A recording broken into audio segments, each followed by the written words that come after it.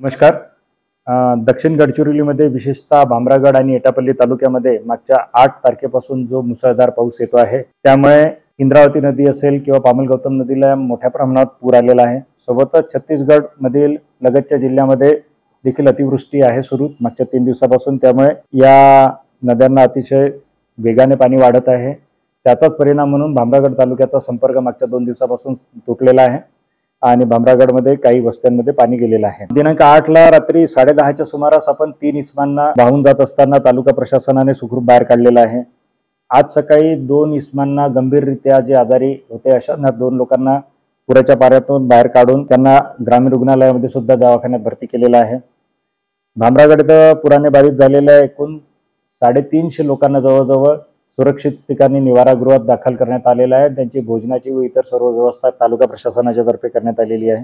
सिरोंचा तहसीलमधील करजेली हे जे गाव इंद्रावती नदीच्या किनारी आहे त्या ठिकाणी 28 नागरिकांना स्थानिक आपदा मित्र जे आहेत श्री संदीप आत्राम यांनी अतिशय महत्वाचं काम करून लोकांना वेळीच सावध केलं आणि सुरक्षित ठिकाणी 28 लोकांना हलवलं आहे. आम्ही प्रशासनातर्फे वारंवार सूचना देत असतो की पुराचं पाणी वाढत असेल किंवा नदी नाल्यांना पूर आला असेल तर यावेळेस कोणी वाहन त्यातून नेऊ नये किंवा आवागमन करू नये, परंतु त्याकडे दुर्लक्ष करून मोठ्या प्रमाणात नागरिक ये जा करत असतात. त्यामुळेच सोमनपल्ली तालुका सिरोंचा येथे काल 9 तारखेला पुराच्या पाण्यात एक कार वाहून जात होती आणि त्यामुळे त्या कारमधील 4 इसमांना देखील प्रशासनाने सुरक्षितरित्या बाहेर काढलेलं आहे.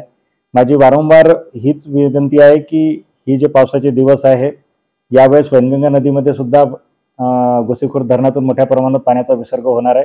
त्यामुळे नागरिकांनी थोडे जरी असं पुराचं पाणी नदीला वाढत असेल, नाल्याला वाढत असेल तर कुठलीही जीवाची रिस्क न घेता थांबावं, त्या ठिकाणी परत जावं किंवा पाणी उतरण्याची वाट पाहावी. पाणी नदीच्या पुलावर असताना किंवा ओढ्याच्या पुलावर असताना अजिबात कुठलाही धोका पत्करू नये.